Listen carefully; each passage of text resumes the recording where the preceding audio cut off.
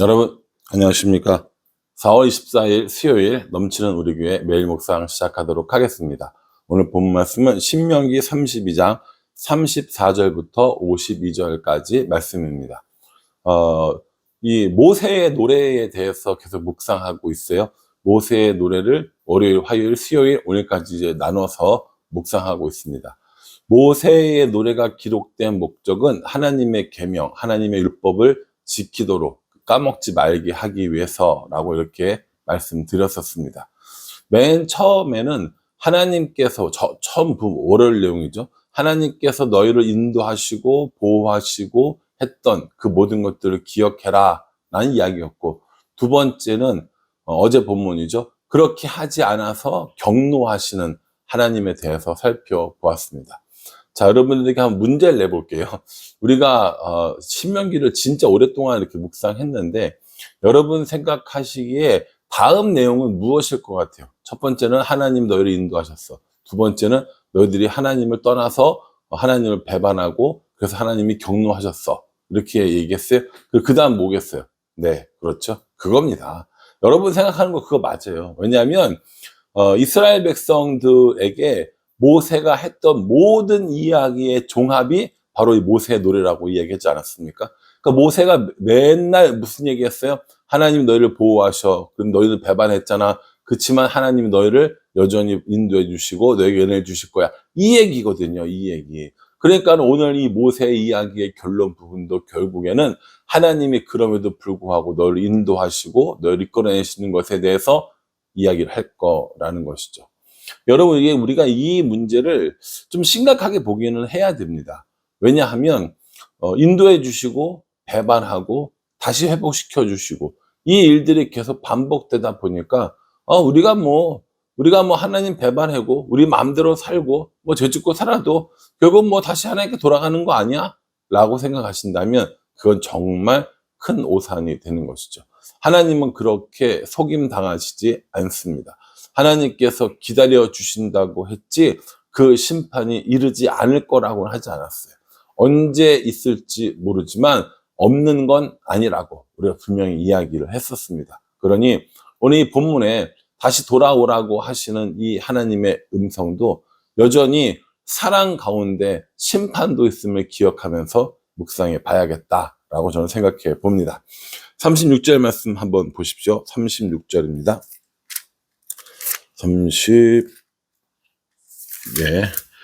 참으로 여호와께서 자기 백성을 판단하시고 그 종들을 불쌍히 여기시리니 곧 그들의 무력함과 갇힌 자나 노인자가 없음을 보시는 때로다 라고 이렇게 얘기합니다.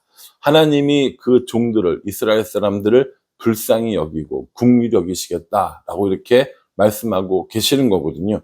그러니까 하나님이 긍휼히 여기시니까 돌아오라는 거예요. 우상들을 섬기지 말고 하나님께로 다시 돌아와야 한다라고 이야기하시면서 하나님 자신을 향해서 뭐라고 이야기하냐면 39절에 이제는 나 곧 내가 그인 줄 알라. 나 외에는 신이 없도다. 나는 죽이기도 하며 살리기도 하며 상하게도 하며 낫게도 하나니 내 속에서 능히 빼앗을 자가 없도다. 이렇게 얘기하는 거죠. 하나님께서 너희를 인도하셨는데 너희는 하나님께로 돌아오는 것이 아니라 이방의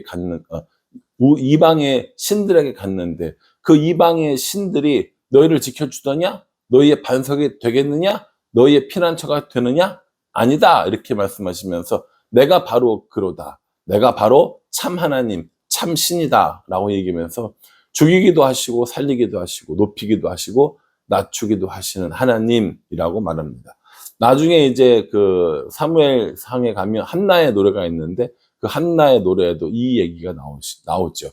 여러분, 이 죽이기도 하시고 살리기도 하시고 높이기도 하시고 낮추기도 하시는 그분이 누구라는 거예요? 우리가 믿는 하나님이라는 겁니다. 그러니 이방에 있는 신들, 우상들을 섬기는 것이 아니라 너희를 보호하고 너희를 경노하시지만 다시 너희에게 기회를 주시고 오기를 원하시고 너희를 긍휼히 여기시는 그 하나님 앞에 서라, 하나님 앞에 와라, 이 얘기를 하고 있는 겁니다. 이스라엘 백성들은 정말 끊임없이 하나님을 배반했죠. 이스라엘 백성들을 또 끊임없이 기다리시는 하나님의 모습도 봅니다. 그런데 여러분, 그 하나님의 기다리심이 정말 끝도 없었을까요? 아니요. 분명히 이스라엘 백성들은 징계받았고요. 그로 인하여서 고통당하였습니다. 그러니 기다리고 참아주시고 은혜를 베풀어 주신 하나님이시지만 그 심판도 반드시 있다는 사실을 기억해야 한다라는 겁니다. 우리는 어떨까요? 우리는 어떤 모습으로 하나님 앞에 나가고 있습니까? 하나님이 우리를 긍휼히 여겨 주시는데 우리는 그 하나님 앞에 나가고 있습니까? 아니면 여전히 우리가 모든 것을 할 수 있을 것 같고 여전히 우리가 모든 것을 이룰 수 있을 것 같은 마음으로 우상을 섬기고 이방신들을 섬기는 그런 사람들의 모습을 가지고 있습니까? 이건 참 우리들에게도 직접적으로 저는 적용이 되는 거라고 생각을 하거든요. 하나님께서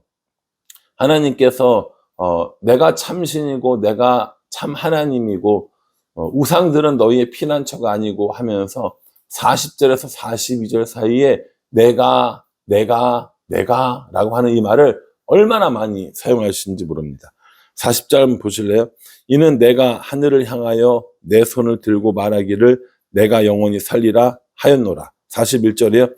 내가 내 번쩍이는 칼을 가미어 내 손에 정의를 붙들고 내 대적들에게 복수하며 나를 미워하는 자에게 보응할 것이라. 42절이요. 내 화살이 피에 취하게 하고 내 칼이 그 고기를 삼키게 하리니 곧 피살자와 포로된 자의 피요 대적자의 울음어디의 머리로다. 이렇게 이야기합니다. 그러니까 하나님이 그런 능력이 있으시고 하나님께서 그렇게 해주실 수 있고 또 그렇게 해주신 분이다라는 것을 설명하고 있는 것이죠. 어떻게 하라는 거예요? 그 하나님께 돌아오라는 겁니다. 그 하나님을 섬기라고 이야기를 하는 겁니다. 사랑하는 성도 여러분, 모세를 통하여 이스라엘에게 해주셨던 이 말씀은 오늘날 동일하게 우리에게 똑같이 적용되어집니다. 그 능력이 있으신 하나님, 그 참 하나님, 그 하나님께 돌아가고 그 하나님께 엎드리고 그 하나님과 동행하면서 살아가는 것, 그것이 우리들의 해야 될 일이다 라고 말씀하시는 거죠. 요즘 우리 어떻게 지내고 있나요? 우리는 하나님의 보호하심과 인도하심을 받는 사람들입니까? 아니면 하나님을 떠나서 하나님을 반역하고 배반한 사람들입니까? 아니면 반역했다가 다시 하나님께로 돌아와서 하나님과 동행하기 위해서 애쓰고 노력하는 사람들입니까? 오늘 모세의 노래는 이스라엘 백성들이 어떠한 시간들을, 어떠한 과정들을 겪었는지를 보여주면서 우리도 그와 같다라는 것을 말씀해 주고 계십니다. 사랑하는 성도 여러분, 하나님의 인도와 보호 안에 살아갈 수 있기를 주님의 이름으로 축복합니다. 반역된 자리에 서지 않고 죄악 가운데 있었다면 돌아와서 하나님을 다시 섬기고 하나님과 동행하는 삶을 사는 우리가 되었으면 정말 좋겠다라는 생각을 해봅니다. 그래서 이 모세의 노래의 마지막에 결론이 어떻게 되냐면요. 43절에 이렇게 얘기합니다. 너희 민족들아 주의 백성과 즐거워하라. 주께서 그 종들의 피를 갚으사 그 대적들에게 복수하시고 자기 땅과 자기 백성을 위하여 속죄하시리로다. 어떻게 하라는 거예요? 주의 백성들과 함께 기뻐하라. 다시 말해서 하나님으로 인하여 기뻐하고 하나님 때문에 기뻐해라 라고 이야기하는 겁니다. 어떻게 하라는 겁니까? 하나님께 돌아오라는 거예요. 하나님을 따르라는 겁니다. 다시 하나님과 동행하라는 거예요. 실패하고 넘어지고 딴 길로 갔고 잘못된 길에 있을지라도 거기 머물러 있지 않고 돌아오기를 바라는 하나님의 마음을 우리에게 보여주고 계십니다. 이걸 노래로 져가지고 노래로 부르라는 거죠. 하나님이 우리를 인도해 주셨어. 그런데 우리는 반역을 했지. 다시 하나님께로 돌아가야 우리는 살 수 있어. 아마 이런 식의 노래를 부르지 않았을까 싶습니다. 이스라엘 백성들의 삶도 그렇고요. 우리들의 삶도 저는 똑같다고 생각합니다. 그러니 사랑하는 성도 여러분, 하나님의 은혜 안에 살고 반역하고 배반하지 아니하며 날마다 하나님과 동행하는 삶을 살아가는 것, 그것이 신명기가 우리에게 주는 교훈이고요. 말씀이 우리에게 주시는 교훈인 줄 믿으시길 바랍니다. 그렇게 노래가 끝났어요. 노래가 끝나고 이제 모세를 느보산에 부르고요. 그 느보산에서 가나안 땅을 쫙 바라보게 합니다. 여러분, 모세의 마음이 어떨까요? 정말 이 40년 동안 이스라엘 백성 이 말 안 듣고 반역 잘하고 자기 맘대로 하기를 좋아하는 이 백성들을 40년 동안 이끌고 와서 이제 저 요단강만 건너가면 꿈에도 그리던 가나안 땅인데 그 가나안 땅을 들어가지는 못하고 바라만 봐야 하는 그 마음이 어땠을까라는 생각을 한번 해 보았습니다. 모세가 이렇게 가나안 땅에 들어가지 못했던 이유는 무리바 물가에서 하나님의 영광을 돌리지 않고 돌에게 명령하라고 이야기했는데 그 반석을 쳤던 일, 그것 때문이었습니다. 모세일지라도 모세조차 하나님 앞에 그렇게 자기의 분노를 내고 하나님의 영광을 가리는 일을 하고 있구나라는 사실을 보여주고 있습니다. 그러니 사실은 모세도 우리에게 완벽한 선지자가 아니고 완벽한 제사장도 아니고 우리에게 이렇게 아무 흠도 없고 아무 잘못도 없고 아무 죄가 없는 유일한 신분이 있는데 그분이 바로 예수님이다 라고 생각하시면 됩니다. 모세가 정말 좋은 모습 보여줬어요. 거의 완벽한 모습을 보여줬습니다. 그러나 하나님께 영광 돌리지 않았던 그 무리바 물 사건으로 인하여서 이 느보산에서 죽게 되는 모습을 보게 되는 거죠. 예수님은 그렇지 않다는 겁니다. 하나님 앞에 온전히 순전했고 그 사명을 잘 감당을 했고 그래서 우리가 구원받게 되었고 그리고 다시 부활하셔서 하나님 우편에 앉아 계시다라고 이야기를 하는 겁니다. 모세는 모세의 이야기로 끝나지 않습니다. 모세의 이야기로부터 예수님에까지로 나아가는 것이죠. 그러니 모세의 일생을 살펴보면서 또 신명기의 이 모세의 이 설교를 비롯한 이 모든 것들을 바라보면서 우리가 정말 기다려야 할 분, 우리의 완벽한 구원자 예수님이시구나 라는 것을 깨닫는 것 역시 중요하다라고 생각합니다.